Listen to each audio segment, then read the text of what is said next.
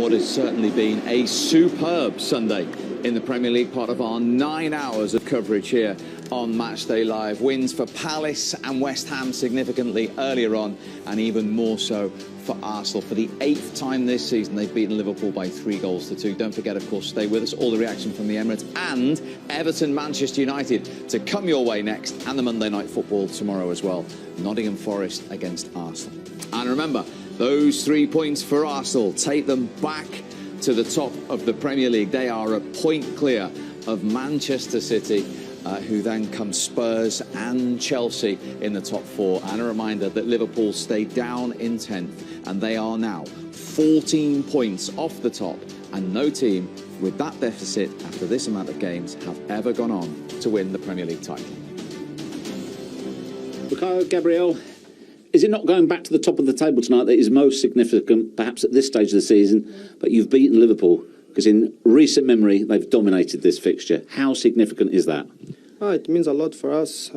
We have been working hard, and I think we deserve the win. And yeah, I think we need to keep going, because the season is long, and we want to achieve good things this season. Ricardo, for you, what is beating Liverpool today? What does that give you more than the 3 points?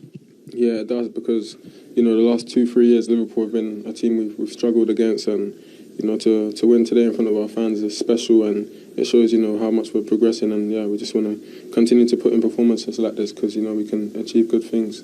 And does it give you more belief? Yeah, definitely. It gives us more confidence, because they're a fantastic team, and we have a lot of respect for them. So yeah. What was the key, do you think, today, Gabriel? I think the spirit. I think we are running for each other, and as I said other times, we are a family, and I think everyone is on their toes, and I think, as I said, I think we deserve the win. Was it a perfect start from you inside 2 minutes? Yeah, I think so. I go in a great pass to be.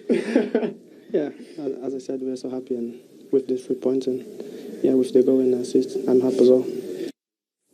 Martinelli scored after 58 seconds, but the big talking point is the awarding of that penalty for Saka's winner. Let's get straight to it, because I know Michael and Righty have strong views. Dermot Gallagher, the former Premier League referee, is with us. The big question here, I think, Dermot, is are you surprised in any way that Michael Oliver wasn't sent to the monitor to have a look at this incident?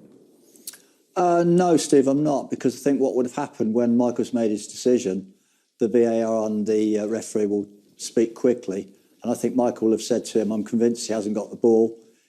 Caught him across the bottom of the ankle, and in his view it's a penalty. The VAR looks, you can see he doesn't get the ball, he does catch him across the ankle, so there's nothing to send him across and say it's a clear and obvious error for me. The pictures do reinforce what he would say to him. It's Michael. Are we getting to a stage then, if that's the case, where we're saying touch is enough? Because for penalty, I've always been brought up and told the rules, just because you touch someone, it doesn't have to be a penalty. Well, if we're going down that route and saying, OK, does he get the ball? Well, we're basically saying, no, he doesn't get the ball. So if he's touched him, it's a that still doesn't qualify for a penalty, in my opinion. What's your thoughts there? Well, I don't think just because you touch somebody, it's going to be a foul. If you watch this game, it was a very physical game. It was a really, really entertaining game. There was a lot of physical contact. There was a lot of good, hard tackling. So the referee's played his part in that. I think on this occasion, he's seen that, he's felt that Jesus has been caught by Thiago. As I say, he gave the penalty, the VAR looks at it, takes on board what Michael would say, and I think the combination of the two, it's not going to change his mind.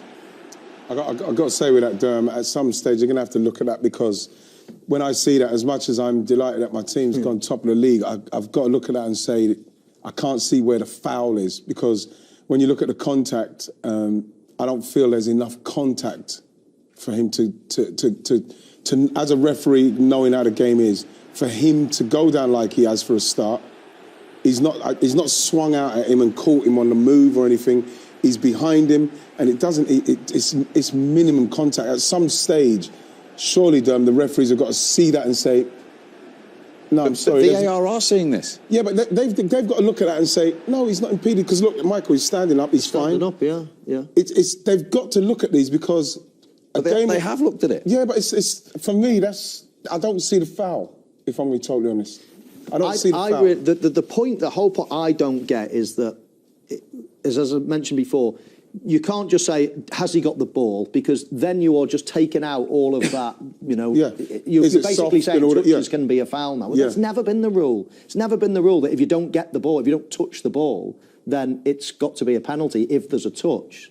And that's why I just think, hang on a minute, if you're speaking to the VAR, is there sufficient touch? It should be. Is there a sufficient touch that either prevents him from shooting, to actually bring him down?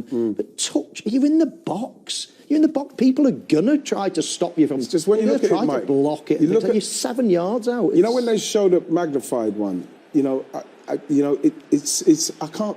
But we'll never know. But had Michael Oliver been sent over, I reckon he would have kept it. He would have kept it. Look. Probably. Is that enough? Is that enough of a touch? It's not. He's not falling over there. Is that enough of a touch to give a pen? Derm, is it? Well, the only one that can answer that is Michael Oliver. He's. Well, that's what I'm saying, Derm. I'm tired of seeing you having to come up here and answer for them. When I want to know from Michael Oliver, how can you look at that and say, yeah, that's would you have given that, Derm? I don't know. I think that says it all, though. It's not easy being a ref nowadays, is it? I know. But I know. It's difficult. I think because it's such a good game, it's such a physical game, a decision like that stands out. But I think he's hamstrung in many ways, the VAR, because what would be fed back to him, the pictures do reinforce what Michael Oliver would have told him, and therefore he can't send him to the screen. If you can't send him to the screen, the decision's not going to be overturned. It's so black and white. Derm, thanks as ever.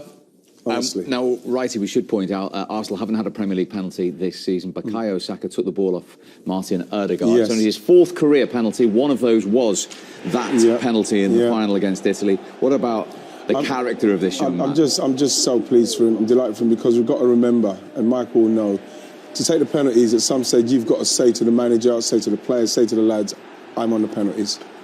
And, for everything what he's been through, for him to go and say that, it just shows the mark of the player and what he's about. He wants responsibility. You've got to remember, what happened in the Euros, if it goes the other way around, we're talking about a young guy scoring a winning penalty to win the Euros for England. That is the responsibility that they gave him, because that is what they think of him. So it doesn't surprise me that he's somebody that would say, I'll take the penalties. Because he's just, and look how he took it with aplomb. It was brilliantly taken. I think you can imagine that I'm not, that I don't think that this is a clear penalty. This is a very soft one. I think it would have been a situation where the ref should have another look at it. I was the only one who saw it in the first place in real time, and then just have a look at it. But Mr. England was obviously that serious that it's a penalty, and then we cannot change that anymore. Makes it a bit, because first half we had that situation when Diogo, Gabriel, the handball. So Mr. England thought there it's obviously nothing. I don't know why. So a couple of things went against us, but we are not blind. We see what that we could have done better in moments. But in general, it was a rather good away game. So against a good side, we caused them a lot of problems, and in the end we stand here with nothing in our hands. Yeah, no surprise to hear Jurgen Klopp's interpretation of that decision. But with or without that penalty, did they do enough to get anything out of the game today? No, I thought Arsenal definitely deserved to win the game. But I did agree with Jurgen Klopp there. I thought he was quite calm in his observations, and I thought he made some valid points. But, yes, there's been an iffy decision, let's say, that's possibly decided the game. But on balance, I don't think Jurgen Klopp's going away from London now thinking we deserved anything out of it. I thought Liverpool played reasonably well, contribute to a great Premier League game, but Arsenal were the better team. And despite that decision, deserved to win. Now, Michael, Wrighty is in need of a Sunday celebration for the Premier League title leaders. So enjoy your evening, as ever. Thank you very much indeed for your company. It's been great. Thanks for having me. Always a pleasure. Top for of the the dream team. You Top know of the that. league. Michael and I are staying on because Game 3 is on its way, and that is at Goodison Park.